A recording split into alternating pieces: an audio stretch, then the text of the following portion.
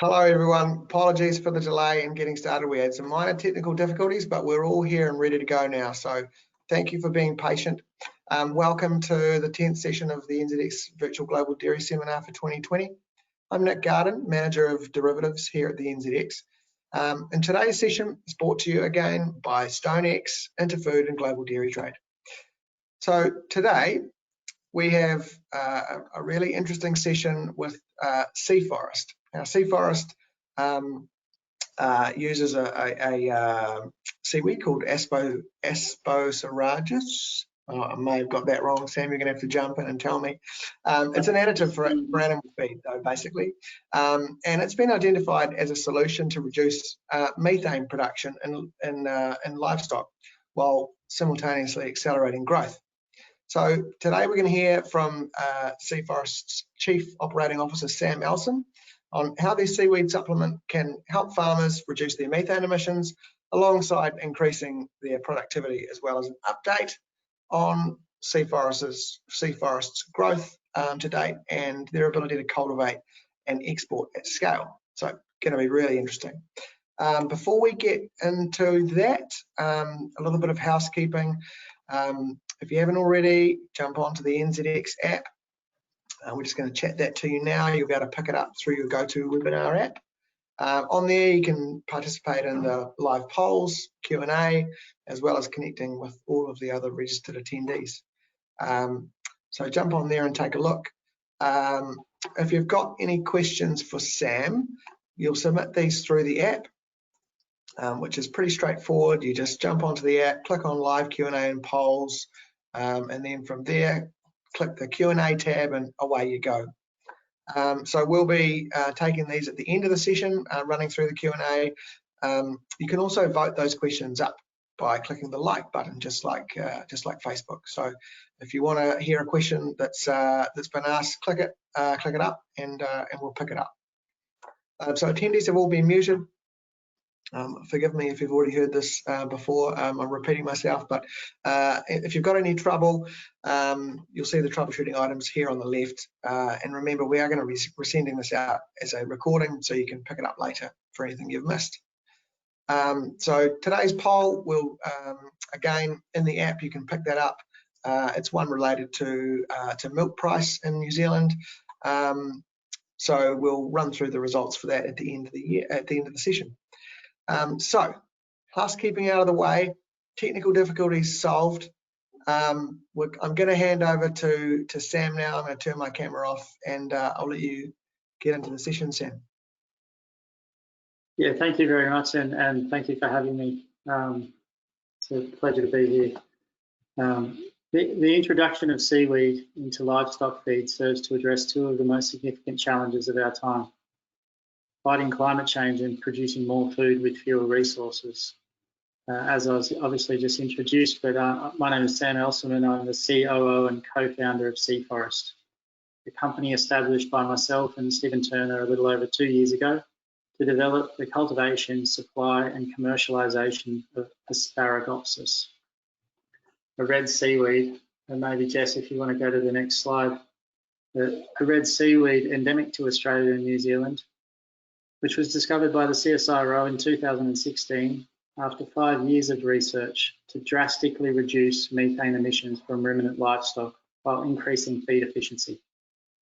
You want to skip to the next slide, Jess? Methane emissions from livestock production are produced as a byproduct of digestion through a process called enteric fermentation, which I'm sure most of you are familiar with. They have a 28 times greater impact on atmospheric warming than CO2. Methane represents 75% of the agricultural sector's carbon footprint. It's the second largest contributor to global greenhouse gas emissions after the generation of electricity, which results in more CO2 equivalent than all the cars, trucks, and planes and ships which carry us and our goods each year. In New Zealand, methane emissions from livestock in the dairy industry alone contribute nearly 23% of the country's total carbon footprint. Next slide. Over the past 15 years, New Zealand's dairy industry has earned a strong reputation globally for quality and sustainability, through progressive work in developing world-class farming systems to improve the quality of milk products, ensuring the highest standards in animal health, and addressing water quality and waste management. Additionally, the industry has exercised significant investment into R&D to address methane reduction, exploring vaccines, breeding programs, and opportunities in soil carbon offsets. Furthermore, the New Zealand government last year passed a zero carbon bill, which was a brave and necessary commitment by the government to reach a net zero emissions by 2050. If you want to go to the next slide, Jess.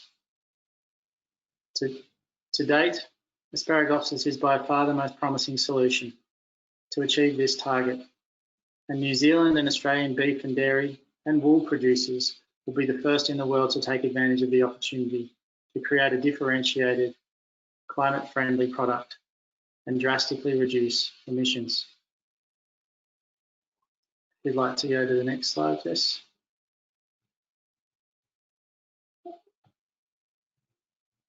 This is because while seaweed is a $12 billion industry globally, farming seaweed is restricted to native or endemic species. And whilst Australia and New Zealand are among the most biodiverse places on the planet for seaweed, 9 of the 12 major species farmed commercially around the world are Northern Hemisphere endemic and cannot be farmed in our southern waters. And whilst it is challenging to grow, Asparagopsis is exclusively endemic to Australia and New Zealand, and therefore presents a huge global advantage to the Australian and New Zealand beef and dairy industries, and to the development of a new, environmentally positive aquaculture industry. I'd like to go to the next slide.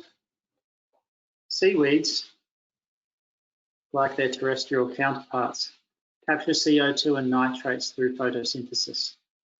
The ocean, which is also one of the planet's largest carbon sinks, is gradually increasing in acidity and temperature due to global warming. Seaweeds act to alkalise the marine environment through increasing the oxygen concentration of the water profile, much like forests do the air we breathe. However, seaweed has the capacity to grow up to 30 times faster than land-based plants, and are commonly referred to as a zero-input crop, unreliant on fertilisers, pesticides, and don't compete for valuable freshwater sources. We have largely come to recognise seaweed forests to represent a possible solution to climate change. In fact, just earlier this year, the UN published a report providing a suite of arguments supporting the consideration of seaweed aquaculture as a tool for climate change mitigation and adaptation. If you want to go to the next. Of all the, are you on the next slide there? Yeah, perfect, thank you, Jess. Of all the 14,000 recorded species of seaweed, Asparagopsis has a unique chemistry of over 120 bioactive compounds, which are held within gland cells. As you can see there in the image, the tiny little orange dots in the middle of the cells, they're what we call the gland cells. And they hold these compounds inside the gland cells of the seaweed. The most concentrated of these compounds is Bromine. When fed as a supplement, of approximately 20 to 30 grams per head per day, or around 0.2% of the animal's diet, these bioactive compounds react with the vitamin B12 enzymes in the final stages of digestion to prevent the creation of methane, and in doing so, convert that which would have been expelled by the animal as a gaseous waste product into energy, which the animal uses to grow, or produce more raw milk per kilogram of feed. The research initially, if you want to go to the next slide, is the future feed. The research initially conducted at James Cook University in collaboration with the CSIRO and MLA has been replicated in the US at UC Davis and in Europe, and has led to the formation of Future Feed, the CSIRO's commercialisation company, which holds the patent for the use of Asparagopsis for methane abatement and productivity gains, and is beginning to play a licensing and quality assurance and regulatory role over the introduction of the supplement to the livestock and dairy industries. In July 2020, Future Feed was capitalised at $13.75 million by 5 equal shareholders: CSIRO, Woolworths, Grain Corp, Harvest Road Group, and a joint venture between AGP Group and Spark Labs. Sea Forest, our company, has received a draft license agreement from Future Feed, allowing it to engage with and supply end users its product and to collect royalties on Future Feed's behalf from producers and brands wishing to make consumer-facing low-carbon claims.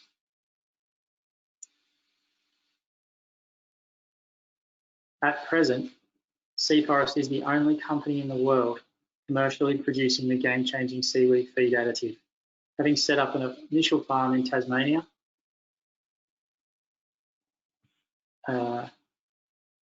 with 2 5.5 hectare land-based farms and an initial 100 hectares of marine space, all permitted to grow Asparagopsis, with a further 1,800 hectares available and optioned by Sea Forest for expansion. Sea Forest has over the past 2 years made tremendous progress with its research. It is now actively cultivating the seaweed on land and at sea. If you want to skip to the next slide, this is our image of our site, our initial site here at Gardner in Tasmania, and the open marine area where we're cultivating the seaweed.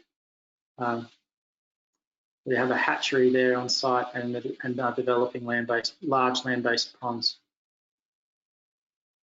Sea Forest has retained the world's leading scientific team,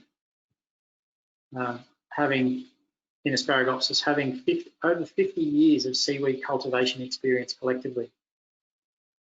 We have commissioned research at the University of Tasmania's IMAS, the University of Waikato, and James Cook University in Townsville to accelerate and optimise our cultivation of a superior quality product and to expand production to include the tropical strain of the seaweed, Asparagopsis taxiformis.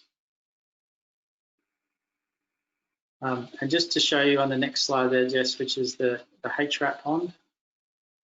I don't know if you can see that. Yeah, so that's our land-based method for cultivation. This infrastructure utilises fresh filtered seawater, which is circulated around the pond, generates a current. The paddle wheel there at the back generates a current, and the seaweed is just suspended in the water and continues to photosynthesize, fragment, and multiply, and is continually harvested. This infrastructure was previously used for microalgae like spirulina in Europe, often used in Europe, but has been modified to grow Asparagopsis.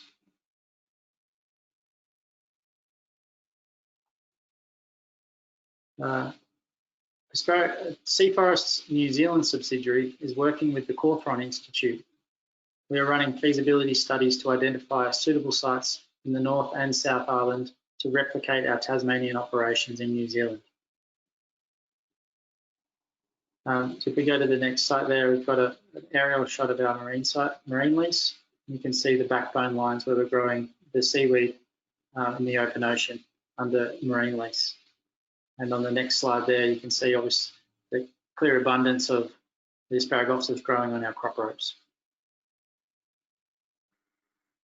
Sea Forest is building the handbook for how to cultivate a superior strain of Asparagopsis on land and at sea. We believe both methods are critical, as on land may be the only way the seaweed can be cultivated in the US and in Europe, where the seaweed is non-endemic. We recognise the significant volume required by the industry globally and aim to assist in facilitating this supply through a licensing model, and expect to have our first licensee commence farming in Western Australia by January 2021. The next shot there is of our mussel boat. We utilise much of the same infrastructure as mussel farming for our seaweed farming in the marine environment. And we can skip there to where we are now. Our company is currently supplying its product to Kingston Merino farm in Tasmania, who are exploring the impacts of a year of Asparagopsis supplementation may have on fibre quality from their prize-winning mob. Through an environmental assessment, Kingston Farm has been declared carbon neutral. And through the supplementation of Asparagopsis, Principal Simon Cameron believes the emissions reduction will offset the transportation to and from Italy. Interestingly, Australian premier suiting brand MJ Bale has forward purchased all of the wool and intends to produce an exclusive carbon neutral suiting line, which will allow consumers the opportunity to participate in the story.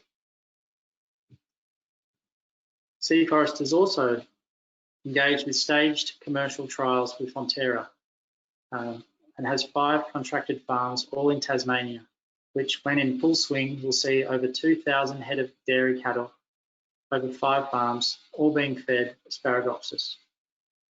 The trials are the first of their kind and will explore initially food safety through testing residues in milk product, quantifying the feed efficiency gains, which serve to underpin the economics for a seaweed price.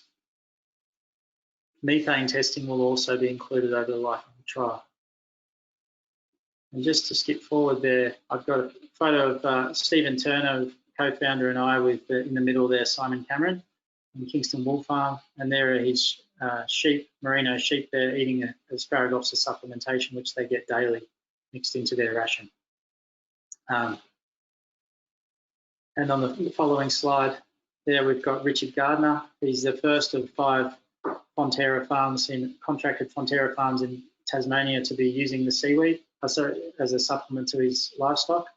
And if we skip, there's obviously his herd and the feeding systems. So our method for delivery is a twice daily dosage of Asparagopsis through the rotary, which the animals will be fed when they come in to be milked.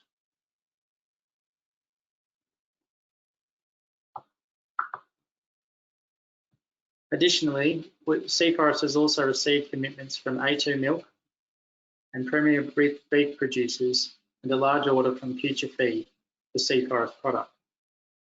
And so the question remains, can enough seaweed be grown to support at scale commercial use?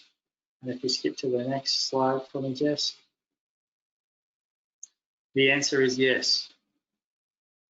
Sea Forest's 2 land-based farms at Tribunna and Dunalley in Tasmania will have 12 100-metre raceway ponds and 18 200-metre raceway ponds, bringing the total land-based production to 700 dry weight tonnes per annum by November 2021.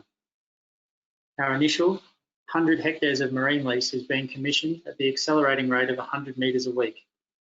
The 100 hectares will be fully operational by October 2021, producing an additional 146 dry weight tonnes per annum. Sea Forest's 200 hectares of marine lease will be established to produce another 350 tonnes by March 2022. Sea Forest will also be growing on land and at sea in New Zealand by the end of this calendar year. Interestingly, Future Feeds forecasts Australian and New Zealand's demand for Asparagopsis to be 2,800 dry weight tonnes per annum by 2023 and only 900 tonnes by 2022, well within Sea Forest's forecast and capacity to supply. And if you go to the next slide there, I've just got a graph just to show you the production ramp up. It's obviously the volume of seaweed is contingent on the amount of infrastructure that we have to grow the seaweed, and following the development of methods for the vegetative cultivation and land-based approach. It's simply a matter of just getting as many lines out as we can into the suitable waterways. So Sea Forest is first to market. First to market in what is a completely natural solution to reducing methane emissions from dairy production, and one which we believe will not only create meaningful positive impact to New Zealand's environmentally, but will also yield more profit to the farmers through 3 key areas: feed efficiency gains of up to 15%, carbon credits for methane abatement, and a price premium for a differentiated and climate-friendly product.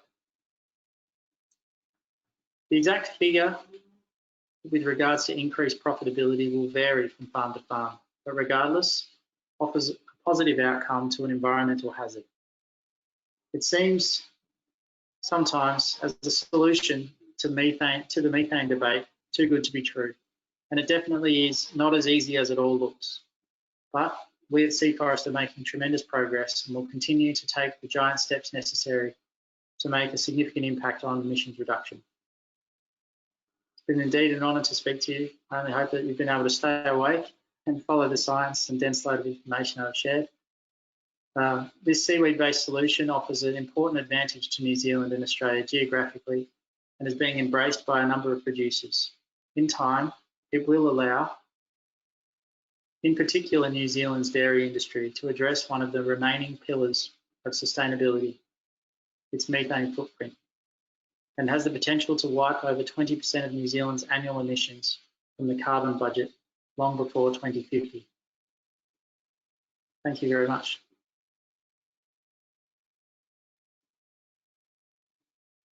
I just thought I've got you there. I don't know if you caught up with me there, Jess. But I've got an image there, the second last image on the second last slide. And that's our 1,800 hectare marine lease, significant expanse of ocean, which offers enormous potential for the supply of Asparagopsis. The water profile is perfectly suited to the cultivation of the seaweed and is available to Sea Forest for expansion. Thanks, Sam. That was, I mean, it's pretty exciting tech for certainly for New Zealand's livestock industry, and I'm sure Australia's as well. And there's been lots of questions, so we'll jump into a few now. And we've got a few that have been selected up. So the first one on the list here is, what is the carbon footprint of the production of actually growing and processing the seaweed? Okay, that's a great question. So, as I mentioned earlier, the cultivation of seaweed has a net positive environmental impact. Seaweeds photosynthesize much like our terrestrial-based trees and plants. And what we know about Asparagopsis specifically, so seaweeds vary in terms of their ability to capture carbon. The Asparagopsis specifically captures around 30% of its entire biomass that we harvest each year is carbon captured. And so we have this positive environmental impact. So through the cultivation of seaweed. So it has a two-pronged approach to climate change. Right. There was an interesting question there before it flicked up. I just wanted to quickly get through it because it was around, is Asparagopsis carcinogenic? Yeah, so we've heard that argument before with regards to Bromine, which is the active compound inside the seaweed responsible for methanogenesis. It acts in conjunction with the 120 other volatile molecular compounds inside the seaweed to abate methane in the rumen. The dose that they're getting is around 6 milligrams per gram concentration of seaweed. Very, very low concentrations of Bromine. The Bromine has been registered as a compound of concern, and is much like caffeine, you know, in terms of if you have an enormous amount of it, it can have harmful impact. It's also used to treat drinking water. You know, when we take a shower in the morning, it's most likely that we're getting some dose of Bromine.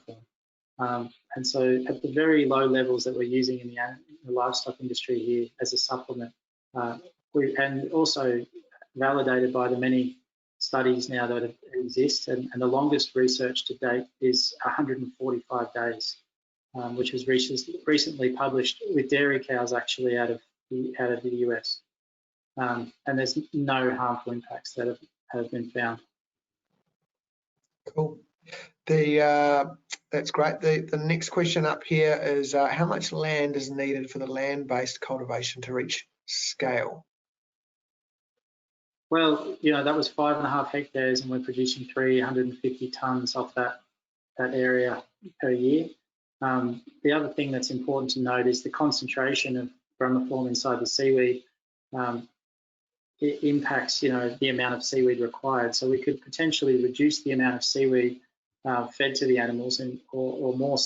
The same amount of seaweed could go a lot further if the concentration was higher. So that's part of the work that Sea Forest is doing, is to reduce the amount of land required and increase the concentration or quality of the seaweed product that it's producing. There would be obviously hundreds of hectares, if not more, required. There's many different barriers to entry, and one of those is finding suitable locations where you can buy waterfront property at a reasonable price, with that water having the suitable profile. So it's not without challenges, but we do see this as being an important method for cultivation, in particular for the Northern Hemisphere. Do you, obviously it seems like the land-based production is far more efficient than open ocean. Is that a function of the way it's harvested, or what drives that? Yeah, so it's a continual harvesting mechanism that we use. So the seaweed multiplies, and we keep it at a particular density in the ponds at all time, and so we're continually harvesting.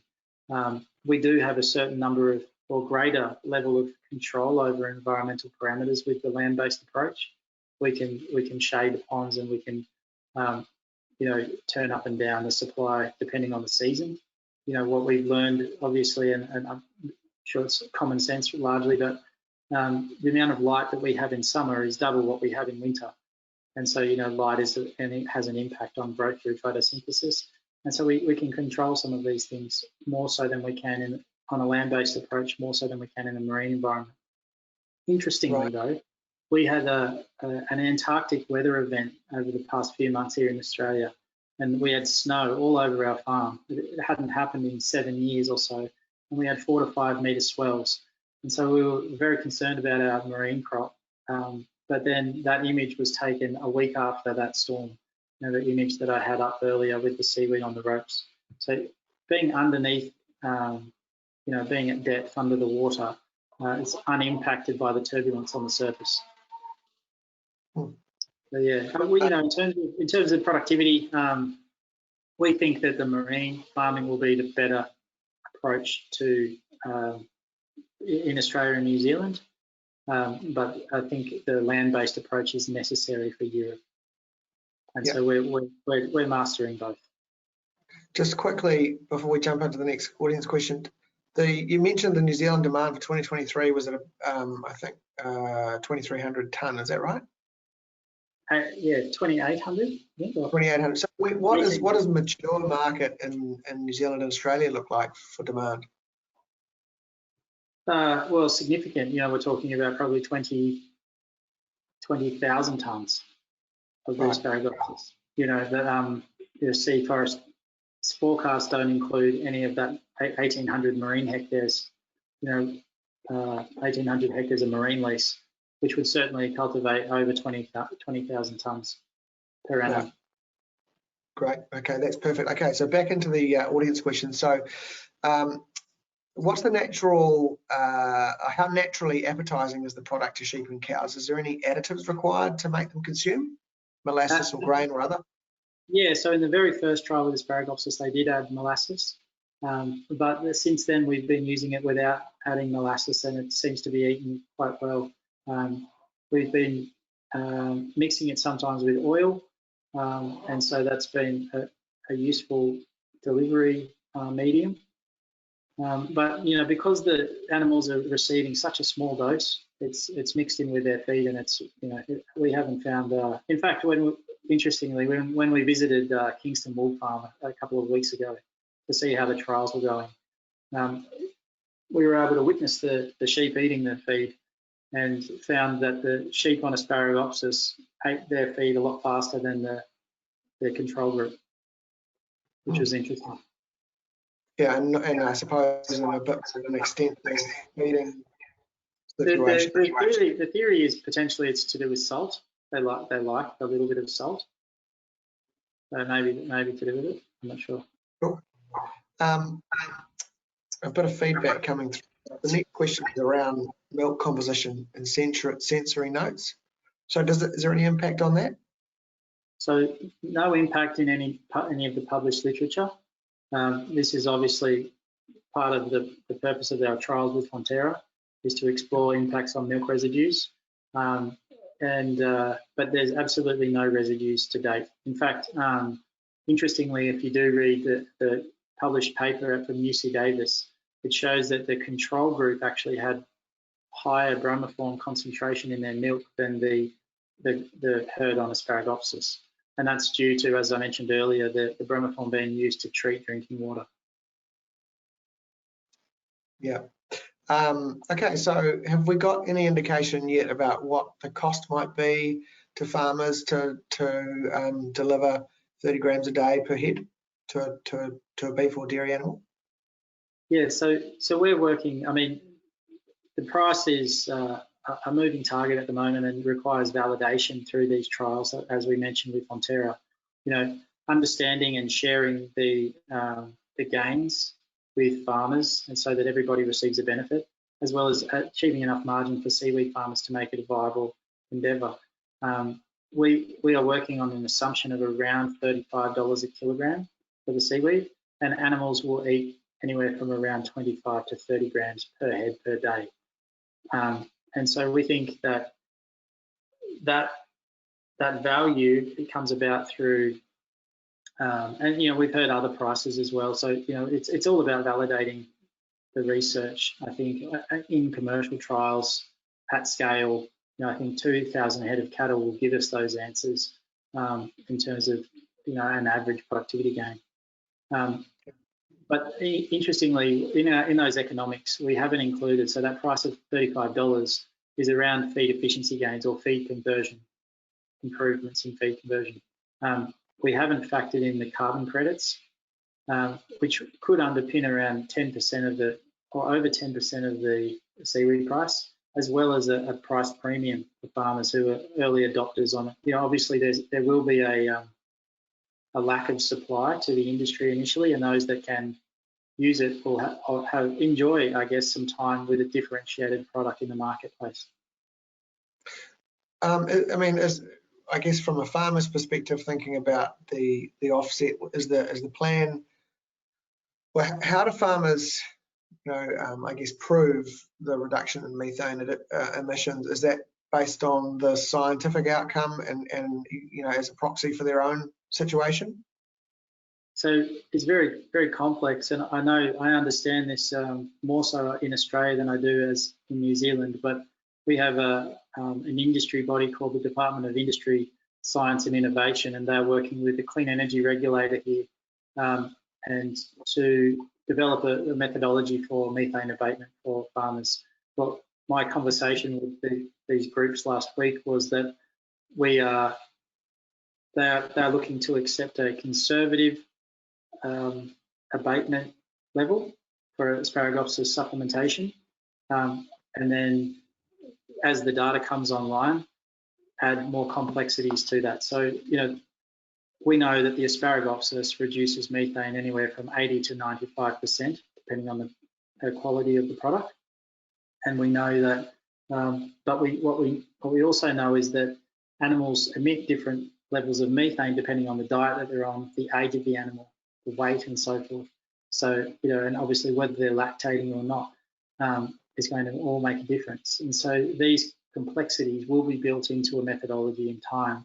But in the meantime, I think they're hoping to encourage farmers to engage with this, and so therefore pass a methodology that will enable uptake or encourage uptake.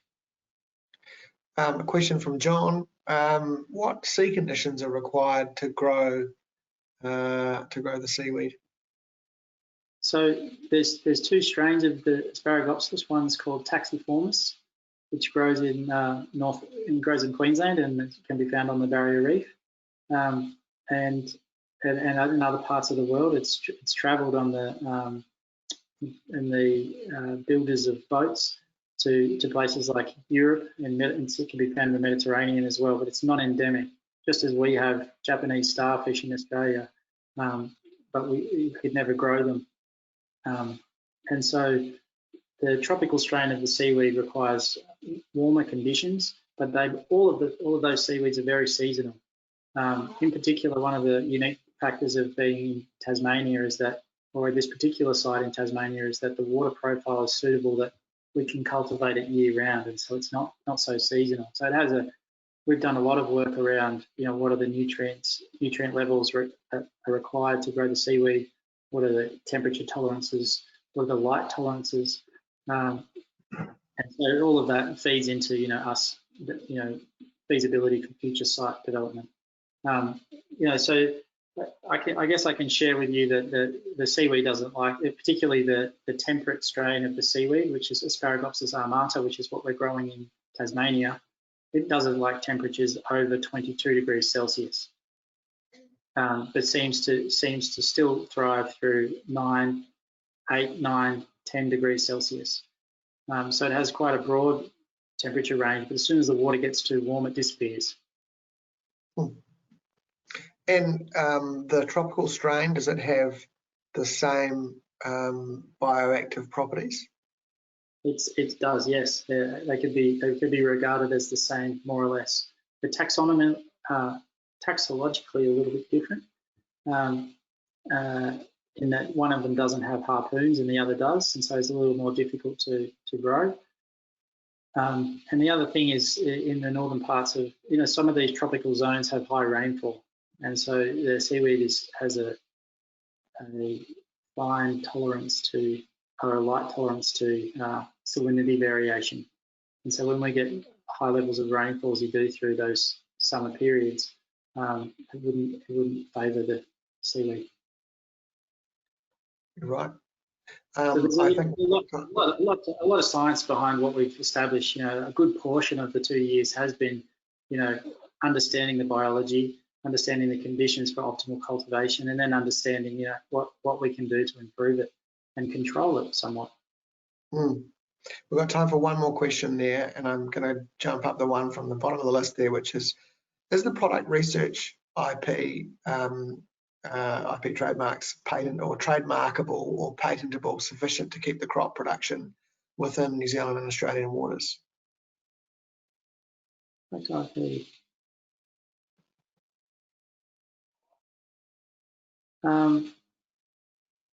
No. Can somebody grow the tropical strain in open water within the tropics? They can if they know how. Yeah. If they know how, and I think the know-how, that's the tricky part. We've got there's a great number of scientists that have been working on this for a long time, and we're fortunate in Sea Forest to have locked up a good portion of that expertise. And so they bring with them years and years of experience with regards to Asparagopsis, so that we don't have to make those mistakes. It's been to our favour and has helped us progress so quickly. But with regards to the patent and the question that was just asked, we are patenting and we are provisional patents for the know-how and certain methods for cultivation. And we're in the process of filing those provisional patents. But the IP that Future Feed owns is limited to the end user making carbon neutral claims on a consumer-facing product. So no one can stop you from trying to grow Asparagopsis. There's no patent restricting that. I hope that helps answer the question. No, that's a great answer. That's been a fantastic session, Sam. Like, there's so much information for everyone who's tuned in. Really interesting and an exciting piece of tech for to industries that are pretty dear to New Zealand and Australia's heart, and dairy and beef livestock. So fantastic. Thanks very much for your time. We've got the polls up here online. So pretty strongly, New Zealand milk price for 2021 and between 6.80 and 7.20. So that's interesting.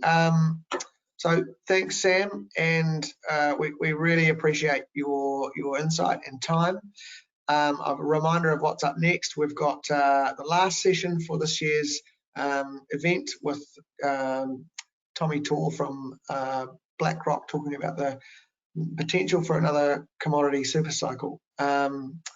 So with that, I'm going to wrap up and give my final thanks to Sam and the team from Sea Forest. And for everyone who's tuned in, we'll look forward to seeing you at the next session in an hour's time. Thanks, everybody. Thank you. Cheers. Cheers.